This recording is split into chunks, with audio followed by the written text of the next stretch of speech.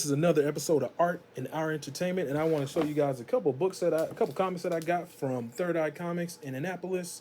That's my favorite shop. I really don't have any comic book stores near me that I really like, which is a shame because I wish I could just get this stuff. I mean, I do, but I didn't like it. You know what I'm saying? And as you guys know, it's all about comfort. You know what I'm saying? If you're trying to get something you want the experience to be nice. And like, I didn't really like the comic book store, so I'm just a faithful comic book getter at for Third Eye Comics at Third Eye Comics. You know what I'm saying? I really shout them out. You know what I'm saying? Shout out to them, I should say. Um, but here we go, man. I got Medieval Spawn, man. You know, it's funny because I read issue 3 already, so I'm going back to issue 1 because, you know how I get comics. I gotta order them. You know what I'm saying, from my favorite place, so I get them at a later date. You know what I'm saying, but that's okay. Um, because I really want to invest in this. And I really like this. You know what I'm saying? This is like right up the wheelhouse of like, I love medieval, I love monsters, I love demons. Well, I don't love demons, but you know what I'm saying? I love the whole monsters and, magic and the Merlin and the feeding the monsters and the demons. And then you got Spawn Knight. Like, I mean, I'm a fool for stuff like that. You know what I'm saying? I'm sold. You got The Walking Dead in color, man. The Walking Dead in color is, look, I don't care. Like, I've read a lot of Walking Dead. I used to have the compendiums and all of that. But, you know what I'm saying? And I always tell people when I talk about this stuff and I get really enthused about comics and a few people that indulge me about comics, I always say I really like, because I'm going to do my comic book in this style, I really like the white, black, and gray. Or white and black, however you want to call it. I like that art style because I think it takes a lot of skill in itself to fully commit to just making stuff in black and white and refraining from color. You know what I'm saying? I think it takes a lot of skill to like just tell a story with that kind of like that. It's like that manga style. I associate just drawing in with that palette, white, black, and gray. I feel like that's a manga thing. I could be wrong, but anyways, I just meant to say all that to say I feel like it takes a lot of skill to just tell a story and with no color. But when I heard that The Walking Dead was going to be in color, they were reprinting them in color, I was all over this shit. You know what I'm saying? I always wanted to see these comics in color. You know what I'm saying? It's almost like, it almost feels like say if we were back in the day and we were watching this Walking Dead came out in the 19, I don't know, 40s and it was in black and white. And then you're telling me you get to watch it in color? Like, what? Like, I almost feel like it's like that because, the it's so intense already, and then you add color, and you're thinking of the Walking Dead. I mean, let me show you guys this. Like, come on, and Negan, come on, man, come on. Hush, 158 had to get it, wanted to get, I should say. I'm not superly impressed with the story. It's a slow burn. If I said if anything, it's a slow burn. Um, I'm gonna hang in there because I read issue 159. Because like I said, I ordered these, so sometimes I get them in different orders. So I read issue 159, I still need to read issue 160. I got that too, so it's gonna be like I'm gonna read this right because I got to figure out what's going on to lead to 159, and I already got understand what's going on in 159. So then I could just jump to 160. So it's gonna be 158, 160. And yeah, it's a slow burn, but I got it because Jeff Loeb and Jim Lee. You know what I'm saying? Shout out to Scott Williams and Alex Sinclair as well. You know what I'm saying? The drawing is superb. I mean, we know this Jim Lee. That's all I gotta say. Um, the Lucky Devils. I don't know anything about this, and I am on issue 4. Don't ask me why I jump into comics like this. I typically like to think that most of the cool, juicy stuff happens in once you get to like issue 3 and 4. You know what I'm saying? So I've heard nothing but good things about it, though. I mean, it's got monsters, demons, writing. You know what I'm saying? I'm a writer myself, and then like I think he's writing, and monsters are coming out. I don't know what exactly is the explanation for the demons and the guy writing, but it interests me. You know what I'm saying? It looked very interesting. I read a little bit of synopsis about some of it, and I was sold. I just wanted to start off where I figured it would be juicy. So yeah. Shout out to from the creator of 8 Billion Genies, Charles Soule, Ryan Brown, the Lucky Demons. Yeah, man. And this issue is running strong, man. I don't know how many issues they got, but they got a couple though. Um, Werewolf by Night, Blood Moon Rise. I was watching Comic Book Corner. That's actually one of my absolute favorite channels, Comic Book Corner. The guy covers comics every week, and I think it's just fantastic and very informative. If you haven't seen it, subscribe to that. Subscribe to that channel. Comic Book Corner. The guy's fantastic, man. He never lets me down. Um, and he read this. He actually read this, and I had to stop it though because I was like, don't tell me, don't spoil it, because he didn't give a good review of this. You know what I'm saying? Which is fine. That's fine. You know what I'm saying? But I was like, man, I got that comic book coming to me. I don't want him to ruin it. Let me, you know what I'm saying? But how can you ruin it though? Because we probably got two different tastes. You know what I'm saying? I love horror. So this is right on my wheelhouse. So I might love this issue, and he might hate the issue, and that's fine.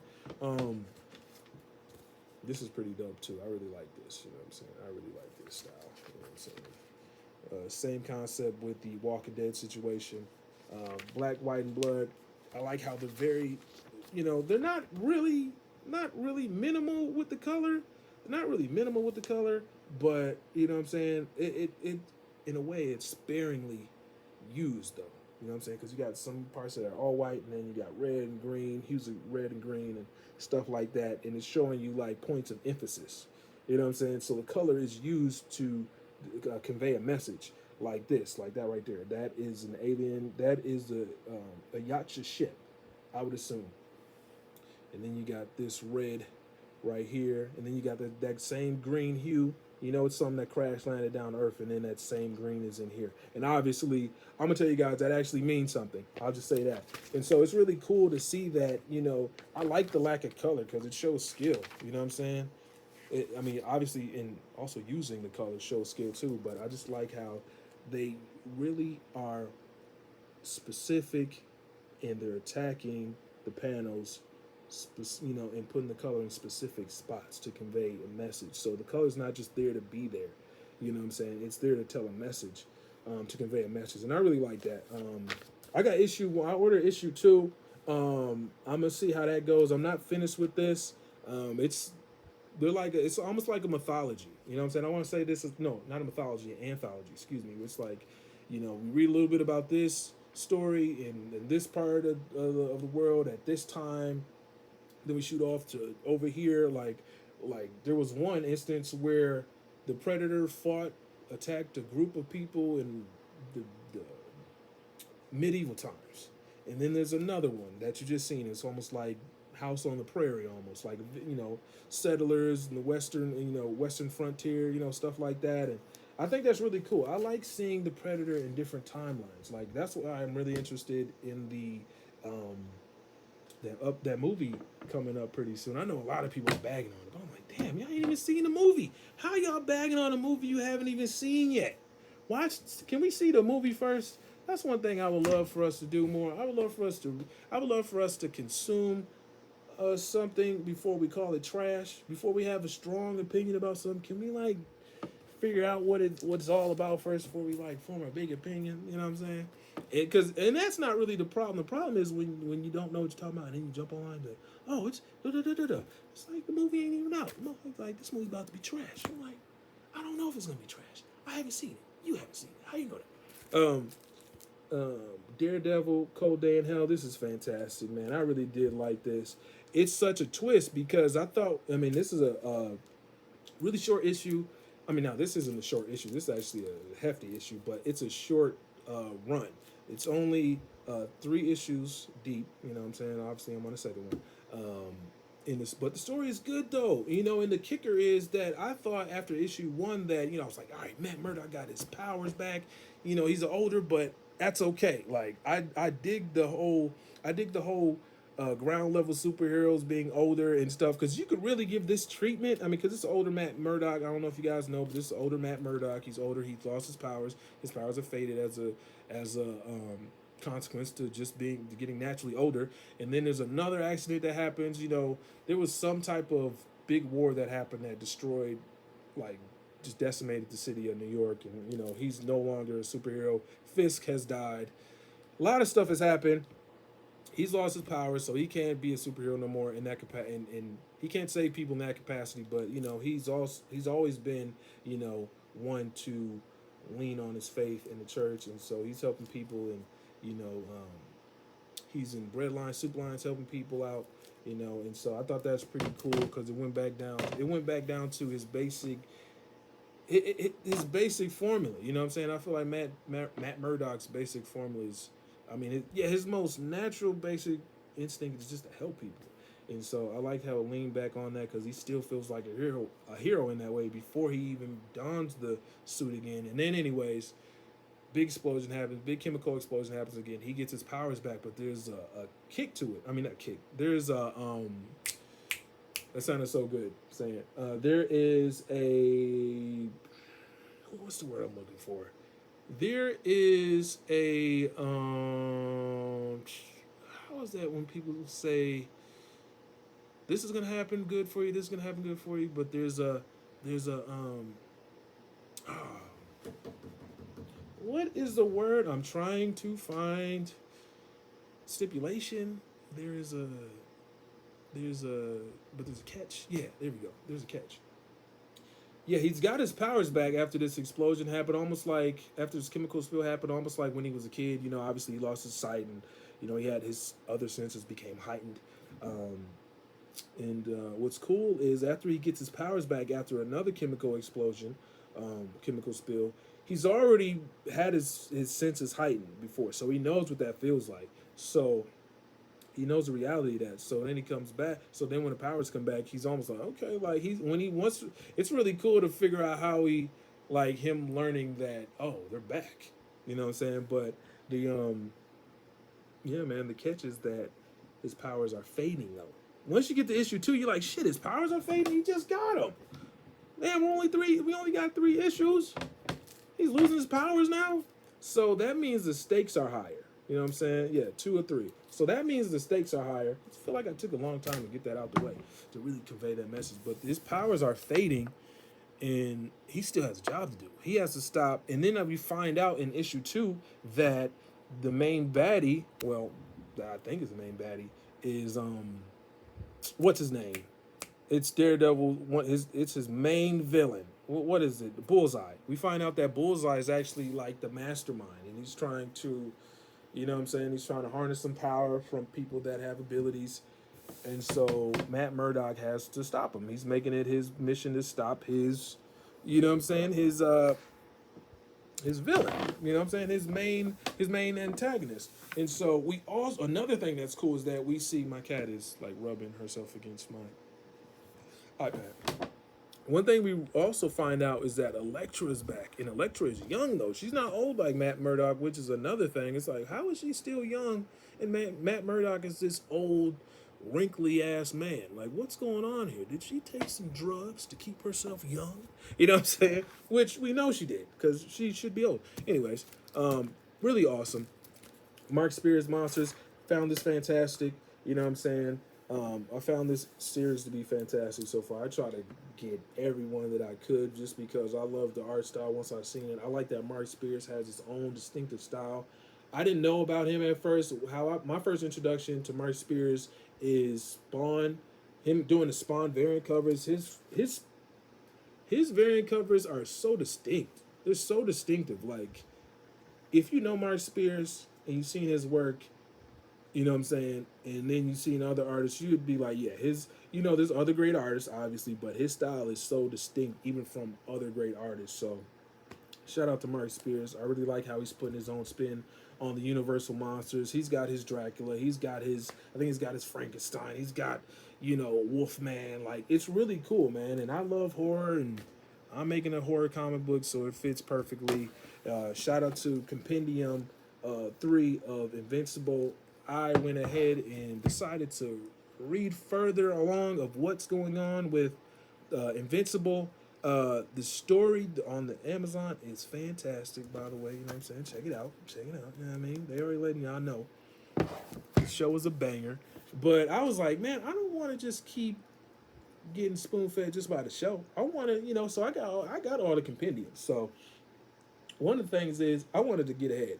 I know they only had 3 compendiums, so I wanted to finish this story before we got to the next couple we got to the next season. You know what I'm saying? I just had to. I was like, I can't just keep watching this and not reading the compendiums that I have. So, but with that, I'm gonna take my time to read Compendium 1. I haven't touched it just because this show has really like covered all of it verbatim, damn near. And I think it was ChatGPT. I was like, where are we in the events? Out of all things, I could be asking the AI, right?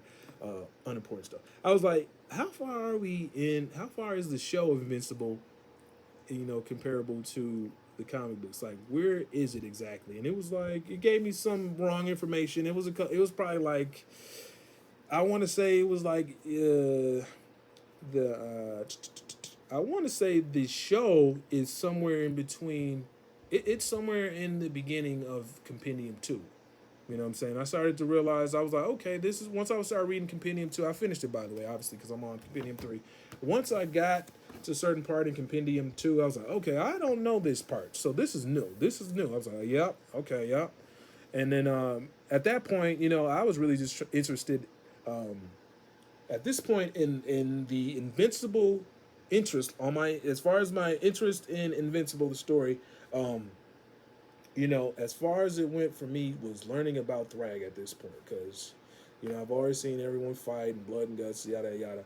So I was like, I want to see some more compelling characters. So Thrag, who I feel like is like the Thanos of this story, really got me going in reading further along in getting past the story on the show. And yeah, it's really cool, man. Like I'm on issue 106, which also is fantastic. 106, you got 106 comics in one story. That's fantastic. But we find out in Compendium 3, right in the beginning, like I want to say like I'm a quarter done with this.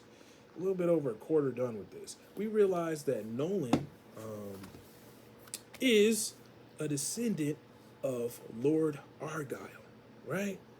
And why that's big news if you're an Invincible fan and you have not read, I'm spoiling it, but it's such a big thing because King Argyle was his he was a ruler thousands of years ago, and then with the Viltrumites.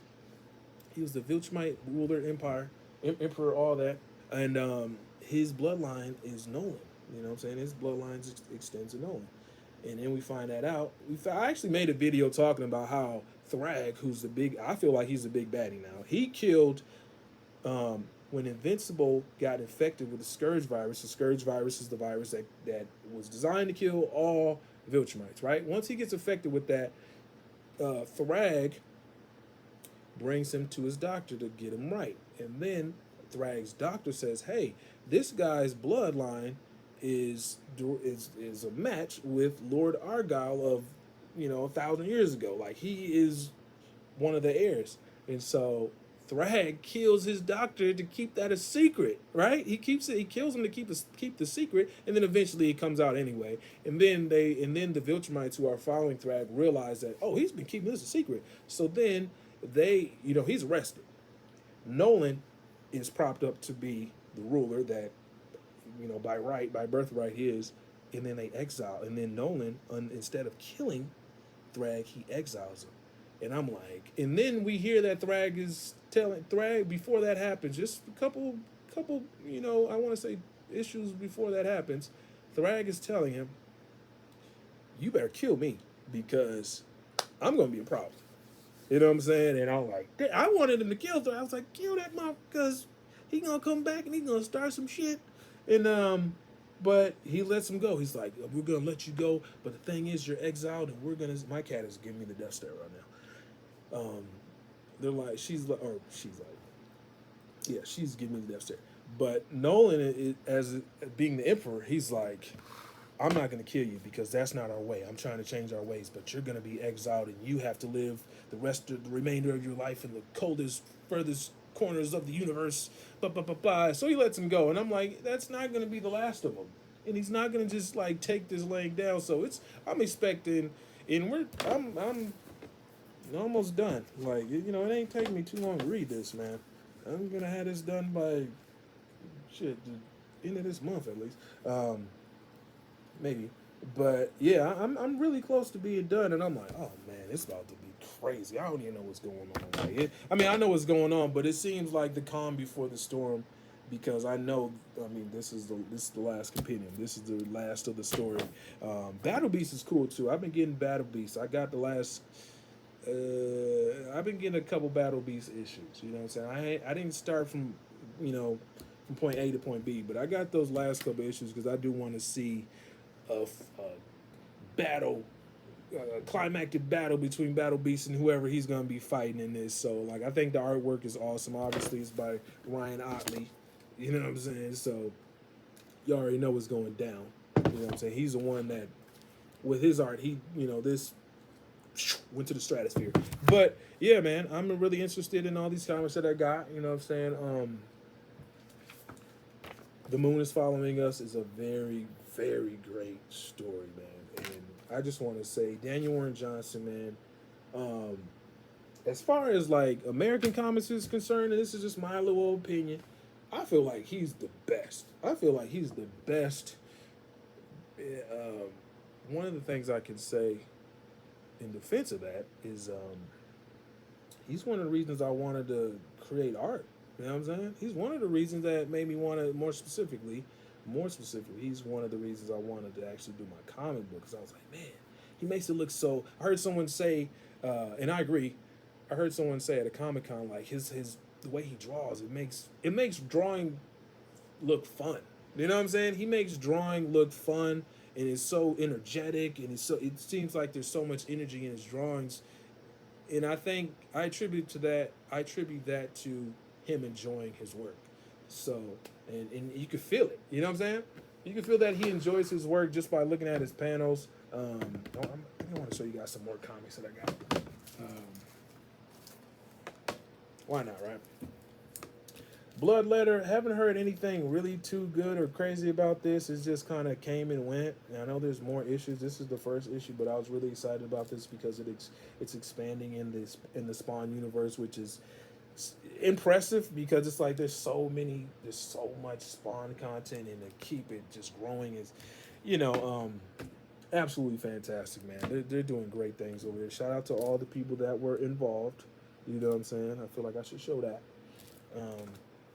And in One World Under Doom, the Insurgent Iron Man finale. I had to get this. I want to see the finale, man. I'm really all into this Doom. Everything Doom right now, I'm really into. I might not get all the issues of Iron Man. I certainly haven't gotten all the issues leading up to this finale, but I did get a couple. I'm really excited about what I read. I thought this was really good. Everything that I read in this was good. One World Under Doom, everything I've read about One World Under Doom is solid as well. Like I said about this, I haven't jumped into every issue. I think they're like six issues right now they have of One World Under Doom. I haven't gotten into all of it.